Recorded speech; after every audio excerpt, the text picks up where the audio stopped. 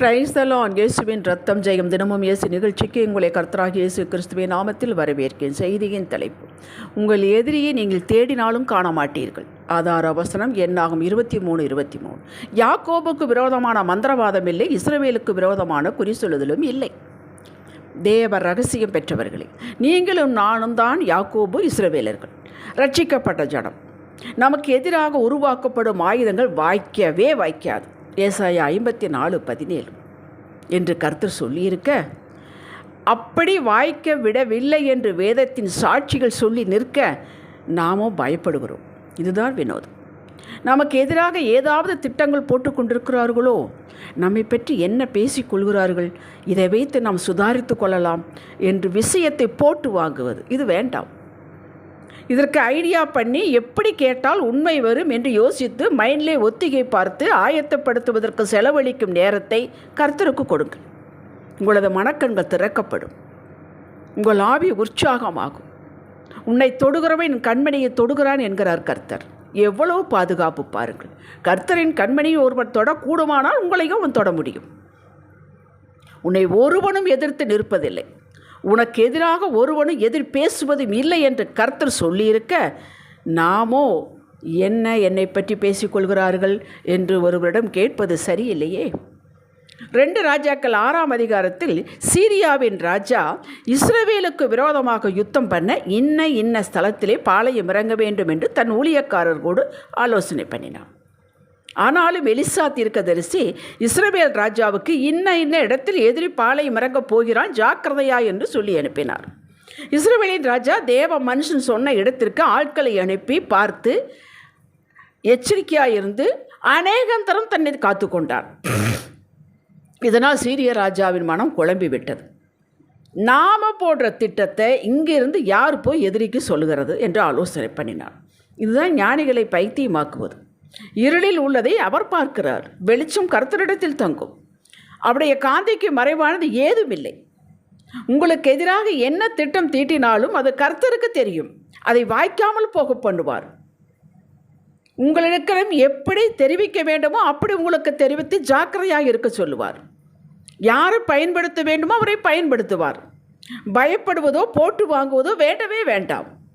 நாமவே பயந்து கொண்டிருந்தால் அதற்கு கர்த்தர் பொறுப்பல்ல. தாவீது சொன்னது போல, எனக்கு விரோதமாக ஒரு பாளையம் இறங்கினாலும் என் இருதயம் பயப்படாது. கேட்டீர்களா? என்மேல் யுத்தம் எழுப்பினாலும் இதிலே நான் நம்பிக்கையாக இருப்பேன். சங்கீதம் 27:3. சவுல் ராஜாவுடைய ஃபுல் டைம் ஜாபே தாவீது எங்கே இருக்கிறான், அவனை எப்படி துரத்தலாம், எப்படி அழிக்கலாம், இதுதான். தாவீது காடுகளிலும் குகைகளிலும் மாறி மாறி தங்கி தன்னை தப்பித்து கொண்டிருந்தான். சவுல் ஒரு படை, ஒரு சேனையே வைத்து துரத்துகிறான் ஒரு சிங்கிள் ஆளை பிடிப்பதற்கு. ஒரு நாளும் ஒருபோதும் கர்த்தர் தாவீதை சவுல் கையில் ஒப்பு கொடுக்கவே இல்லை. ஆனால் ஒன்று செய்தார், சவுலை தாவீதின் கையில் வசமாக சிக்க வைத்தார். ஆனாலும் தாவீது அவன் மீது கை போடவில்லை. பிரமாணத்தை நிறைவேற்றாதவன், கர்த்தருக்கு கீழ்ப்படியாதவன் என்ற பழியிலிருந்து தப்பித்து கொண்டார். 1 சாமுவேல் 24ஆம் அதிகாரம் 1-12 வரை வாசித்து பாருங்கள், வெகு இன்ட்ரெஸ்டிங்காக இருக்கும். நீங்கள் கர்த்தரை உண்மையாக தேடுகிறதாகவும் தொடர்ந்து என்ன வந்தாலும் சரி என்று விசுவாசத்தில் உறுதியாக இருப்பீர்கள் என்றால் உங்களை ஒருவனும் கை போட முடியாது. உங்கள் மேல் கர்த்தர் கைவிட மாட்டார். எதிரி எவ்வளோ பெரிய ஆளாக இருந்தாலும் உங்கள் கையில் மாட்ட வைப்பார். நீங்களோ மன்னித்து விடுங்கள். இந்த கில்ட்டி கான்சியஸ் அவர்கள் வாழ்நாளெல்லாம் பாதிக்கும். நீங்கள் சமாதானமாகிருங்க. எலியா, நீங்கள் 1 ராஜாக்கள் 19ஆம் அதிகாரத்தை வாசித்து பாரு, உங்களுக்கு தெரிந்தது தான். 450 பாகால் தீர்க்கதரிசிகளை வெட்டி போட்டான். அக்கினியால் பதில் கொடுக்கும் தேவனே தேவன் கர்த்தர் என்று சொல்லி பலிபீடம் கட்டி அதையெல்லாம் உங்களுக்கு தெரியும், வாசித்து பாருங்கள். இந்த 450 தீர்க்கதரிசிகளை பாகால் தீர்க்க வெட்டி போட்டதுனால ஆகாபுடைய மனைவி எசபேலுக்கு கோபம் வந்தது. நாளைக்கு இந்நேரம் உன்னுடைய பிராணனை வாங்குவேன் என்று சொன்னார்.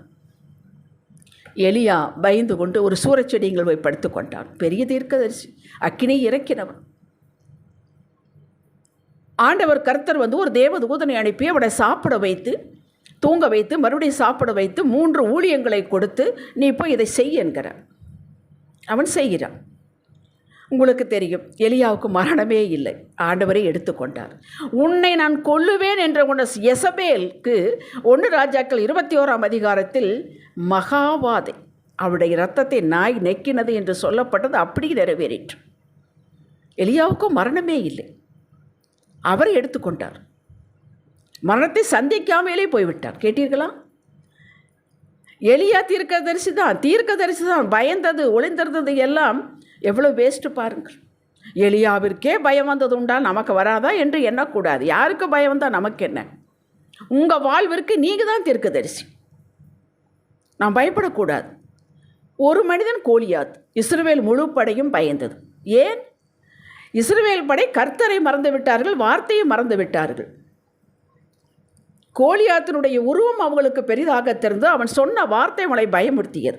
ஏன்னா கர்த்தர் வார்த்தையை மறந்து விட்டார்கள். தங்களையும் கோலியாத்தையும் மட்டும் பார்த்து பயந்தார்கள். விசுவாசமும் ஆண்டவருடைய வார்த்தையும் இல்லாவிட்டால் பயமும் வரும், அது கூடவே குறுக்கு புத்தி வரும். எப்படி தப்பித்து கொள்ளலாம் என்ற எண்ணம் தான் வரும். நீங்கள் எப்பேற்பட்ட தேவனை ஆராதிக்கிறீர்கள் என்பதற்கு சற்று யோசித்து பாருங்கள். அதற்குத்தான் இத்தனை சாட்சிகள் கொடுக்கப்பட்டிருக்கிறது. உன்னை கொன்று போடுவேன் என்று சொன்ன யெசபேலுடைய இரத்தத்தை நாய் நெக்கினது, ஒரு உருவத்திலேயாவல் போய்விட்டாள். ஆனால் எலியாவையோ மரணத்தையே சந்திக்காமல் எடுத்துக்கொண்டார். அப்பேற்பட்ட தேவனைத்தான் நாம் ஆராதிக்கிறோம். கர்த்தரின் பரிசுத்த ஆவியானவர் உங்களுக்குள்ளே இருக்கிறார். அவருடைய தீர்க்க தரிசன வாக்குகள் உங்களுக்குள்ளே இருக்கிறது. பயப்படலாமா? சோர்ந்து போகலாமா? குறுக்கு வழியை நாடலாமா? கூடவே கூடாது. உங்களுக்காக யுத்தம் பண்ண, உங்களுக்காக பரிந்து பேச கர்த்தரே ஆயத்தமாக இருக்கிறார். எந்த ஏஜென்ட் அவர் வைப்பதில்லை, எந்த தேவதூதனையும் அனுப்புவதில்லை, அவரே இருக்கிறார். எதிரிதான் உங்களை பார்த்து பயப்பட வேண்டும். நீங்கள் தனியால் என்று ஒரு நாள் நினைக்கக்கூடாது. உங்களோடு இருப்பது தேவ சேனை. உங்களுக்கு எதிராக எத்தனை திட்டங்கள் தீட்டினாலும் அது வாய்க்காது. மந்திரம் தந்திரம் வாய்க்காது.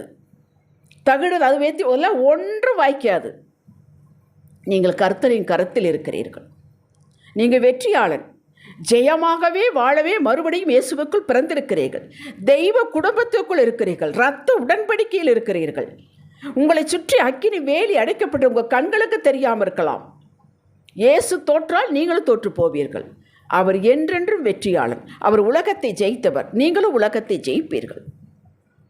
பயம், சந்தேகம், குழப்பம், சோர்வு இது எதிரியுடைய ஆயுதங்கள். உங்கள் பாளையத்திற்கு வரலாகாது.